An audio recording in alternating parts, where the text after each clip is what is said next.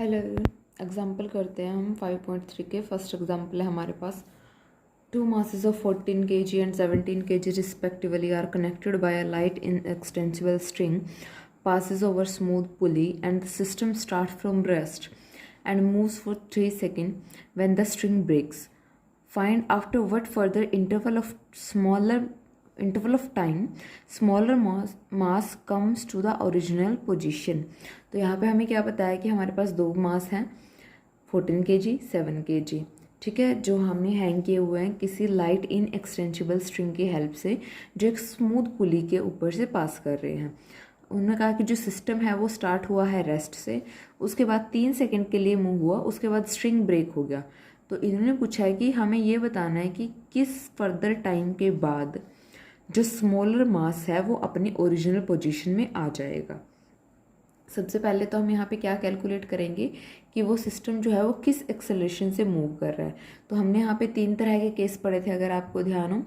एक तो हमने पढ़ा था स्मूथ पुली पे, एक पढ़ा था प्लेन हॉरिजॉन्टल प्लेन पे, स्मूथ हॉरिजॉन्टल प्लेन पे, थर्ड पढ़ा था रफ प्लेन पे। तो तीनों के लिए हमने ये सारी वैल्यूज़ निकाल दी थी। तो हम यहाँ पे फर्स्ट केस लगाएंगे, वहाँ से एफ़ के जो फॉर्मूला था वो हम यूज़ करेंगे और यहाँ पे हमने एफ़ की वैल्यू निकाल ली, ठीक है। जस्ट m1 - m2 रखना है। तो ये जो है m1, ये हम बड़े वाले को कंसीडर करते हैं, ठीक है। ये मैं सोच रहा हूँ कि ऐसे ही क्यों लिया, इसको हम m1 को बड़ा कंसीडर करके चलते हैं। तो बड़ा यहाँ पे 14 है तो उसको m1 नाम दे दिया। नेक्स्ट है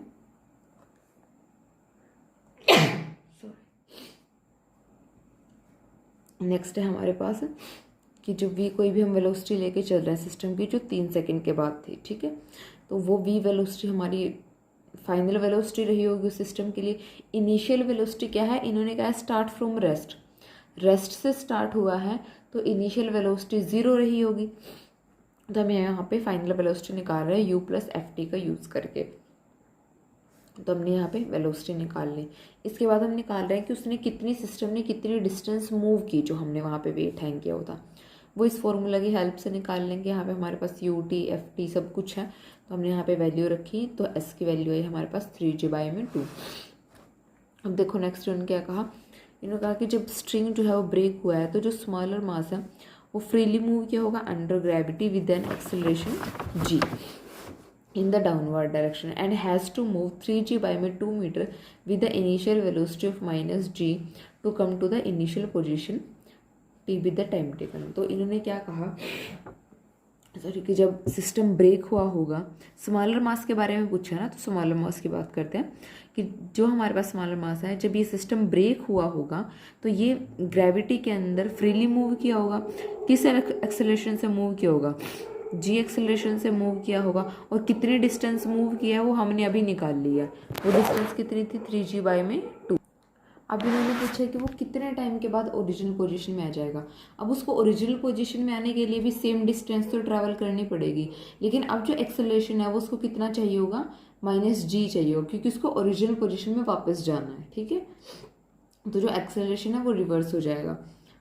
तो हमारे पास हम क्या बोल रहे हैं यहाँ पे कि उसको इतनी डिस्टेंस मूव करनी पड़ेगी और उसकी इनिशियल वेलोसिटी क्या हो जाएगी, -g हो जाएगी, क्योंकि वो इस एक्सेलरेशन से आया था, ठीक है। तो उसको ऊपर जाने के लिए जिसकी वेलोसिटी रही होगी वो इस वैल्यू का जस्ट रिवर्स रही होगी, ठीक है।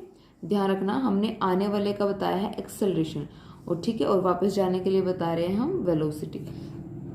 और t अगर हम टाइम ले रहे हैं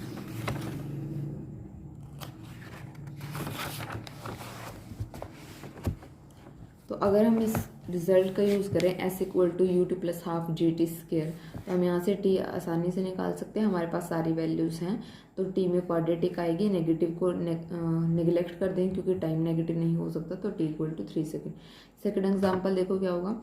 2 scale pens each of mass 2 kg are connected by a string passes over a smooth pulley. Show that how to divide a mass of 45 kg between 2 pens so that the heavier pen may descend through a distance of 40 meter in first 4 seconds।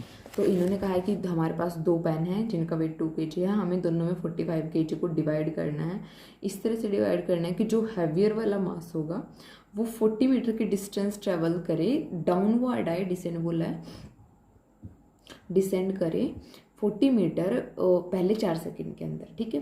तो F हम acceleration लेके चल रहे हैं, पहले हम यहाँ पे निकालेंगे कि वो किस एक्सेलरेशन से मूव करेगा इस डिस्टेंस को इतने टाइम में कवर करने के लिए। तो हम सबसे पहले जो हमें गिवन है उनका यूज़ करेंगे। इनिशियल वेलोसिटी ऑब्वियसली 0 रहेगी क्योंकि जो सिस्टम है वो रेस्ट से स्टार्ट कर रहा होगा जब हम वेट रखेंगे।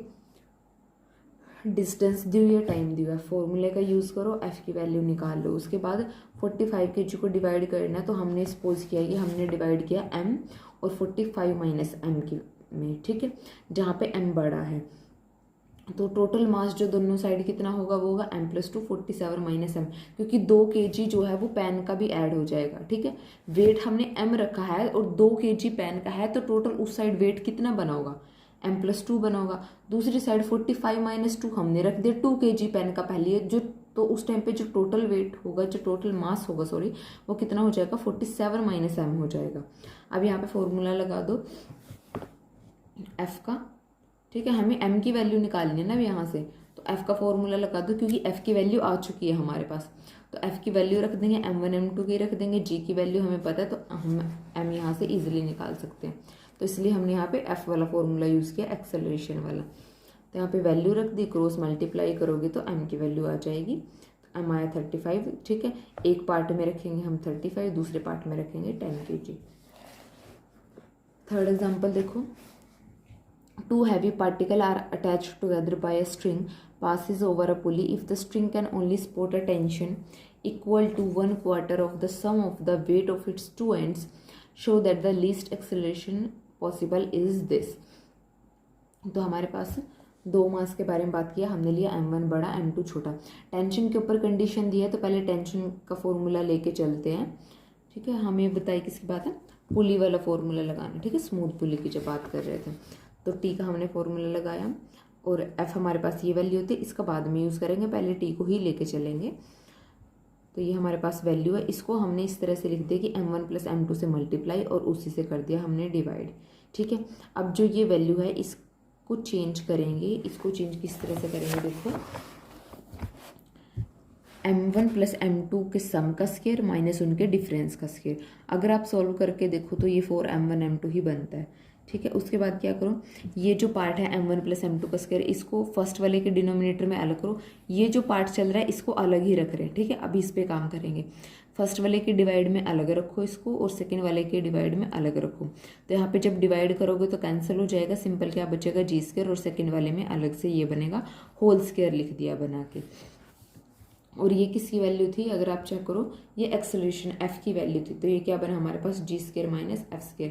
अब इन्होंने हमें कंडीशन दी थी कि जो टेंशन है वो क्वार्टर है, किसका है, वेट ऑफ बोथ मास, ठीक है, उनके सम का क्वार्टर। तो हमारे पास अगर m1 m2 दो मास हैं तो दोनों साइड कितना वेट होगा, m1g m2g, यही होगा ना, क्योंकि ग्रेविटेशनल फोर्स भी वहाँ पे एक्ट कर रहा होगा, तो वेट हो जाएगा m1g m2g। अब इन दोनों वेट का कर दो सम और उनका कर दो 1/4, ठीक है, क्वार्टर की बात की है तो 1/4। तो इन्होंने कहा कि इतनी टेंशन है, ठीक है, तो t <= दिस वैल्यू आ जाएगा। और अभी t की वैल्यू आई है ये हमारे पास, तो इसका मतलब ये वैल्यू जो है वो इस वैल्यू से क्या रहेगी, <= रहेगी। m1 + m2 कैंसिल हो जाएंगे दोनों साइड से, ठीक है। उसके बाद यहाँ पे क्या बचेगा हमारे पास, g² - f² = ½ g²। इस g को इधर मल्टीप्लाई किया, अब f² को इधर ले आओ, ½ g² को उधर ऐड करो तो f² क्या हो जाएगा, ½ g²। तो f किससे ग्रेटर देन हो जाएगा, g/√2। तो यही हमारे पास क्या बनेगा कि जो लीस्ट पॉसिबल एक्सेलरेशन है वो रहेगा g/√2, ठीक है, क्योंकि एक्सेलरेशन इससे बड़ा है, इसके इक्वल जा रहा है ना, तो लीस्ट वैल्यू क्या होगी, g/√2। फोर्थ एग्जाम्पल देखो, मासेस हैं हमारे पास P and Q Atwood machine में are allowed to move from rest at a distance x, ठीक है, x डिस्टेंस तक मूव करना अलाउड किया है। P > Q है हमारे पास, मास P जो है वो बड़ा है, तो हमें क्या शो करना है कि वो मास जो हम हटा रहे हैं P से x डिस्टेंस के बाद, तो जो मोशन में आने के लिए वो nx डिस्टेंस कवर करेगा, ठीक है। So that the motion in the same sense may continue a further distance nx। तो वो मास हमारे पास ये होगा।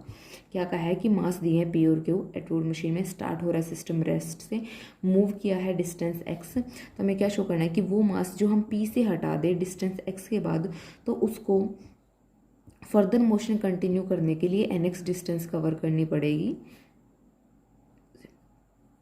ठीक है। तो उसने nx डिस्टेंस कवर की है फर्दर, तो वो मास हमने ये रिमूव किया है। f हम एक्सेलरेशन लेके चले हैं, मास p और q है, f की वैल्यू ये हो जाएगी। v हमारी वेलोसिटी है, x डिस्टेंस पे अगर हम लेके चलें, has been described with acceleration f, तो हमारे पास इनिशियल वेलोसिटी क्या रही होगी 0, क्योंकि जो मूव करना स्टार्ट किया था रेस्ट से किया था, x डिस्टेंस पे फाइनल वेलोसिटी v रही है, तो ये हमारे पास वैल्यू आ जाएगी v स्क्वायर की 2fx। m मास हमने रिमूव किया है, तो जो मास हमारे पास बचा है वो क्या बचा है p माइनस m, p से रिमूव किया है, और q। अब जो q है वो बड़ा हो जाएगा हमारे पास, f1 वहाँ पे क्या होगी, अब रिटार्डेशन होगी, क्योंकि जो बड़े वाला मास था वो अब छोटा हो गया, ठीक है। या आप बहुत सिंपली सोच सकते हो कि अगर ये मान लो ये मास बड़ा है, हमने यहाँ से ज़्यादा वेट हटा दिया, अब ये वाला वेट ज़्यादा हो गया, तो पहले तो ये डाउनवर्ड एक्ट कर रहा होगा, लेकिन अब ये डाउनवर्ड आएगा क्योंकि इधर वेट ज़्यादा हो चुका है, इधर कम हो चुका है, तो ये अपवर्ड जाएगा। तो अब हम क्या लेके चल रहे हैं, तो अब यहाँ पे क्या प्रोड्यूस होगी, रिटार्डेशन प्रोड्यूस होगी। तो F1 क्या है, रिटार्डेशन है, तो अब यहाँ पे सेम वही फॉर्मूला लगा दिया, अब रिटार्डेशन के लिए लगा दिया, ठीक है। तो m1 minus m2 plus m divided by m1 plus m2 into में g। तो अब m1 किसको ले रहे हैं, जो बड़ा है, अब बड़ा क्या है, q है। अब यहाँ से क्या किया, p और q को एक साथ रख लिया, m वाले पोर्शन को अलग किया।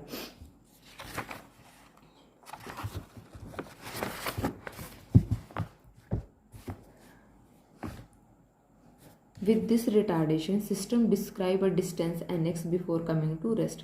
इन वही जो मैंने बताया था कि उस मास के हटाने के बाद फर्दर उसने डिस्टेंस कवर की है कितनी, nx। तो इन्होंने कहा कि सिस्टम के रेस्ट में आने से पहले उसने nx डिस्टेंस कवर की है रिटार्डेशन के साथ।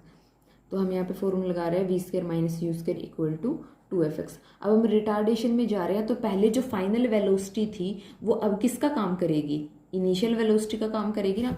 हम चले थे रेस्ट से मोशन में, यहाँ वेलोसिटी 0 थी, यहाँ v थी, अब रिवर्स चले हैं, तो ये किसका काम करेगी, अब इनिशियल वेलोसिटी का काम करेगी। लेकिन अब हम जा कहाँ रहे हैं, वापस रेस्ट में जा रहे हैं, तो फाइनल वेलोसिटी क्या हो जाएगी 0। तो फाइनल को रखा 0, इनिशियल को रखा v, रिटार्डेशन है तो माइनस f1 आएगा, डिस्टेंस कितनी कवर की है nx, तो v स्क्वायर क्या आ गया 2f1 nx आ गया। पहले हमारे पास v स्क्वायर की वैल्यू क्या आई थी, 2fx आई थी, तो दोनों को कंपेयर कर दिया, f इक्वल टू है nf1 के। सिमिलरली अब यहाँ पे रख दो, सॉरी f की वैल्यू रख दो और f1 की वैल्यू रख दो, दोनों साइड दोनों वैल्यूज आ चुकी हैं पहले हमारे पास। तो क्या करो, क्रॉस मल्टीप्लाई करो और यहाँ से m की वैल्यू निकालो, जस्ट कैलकुलेशन का काम है, ठीक है। तो यहाँ पे हमारे 4 तक एग्जाम्पल हो गया, बाकी वाले हम नेक्स्ट लेक्चर में करेंगे।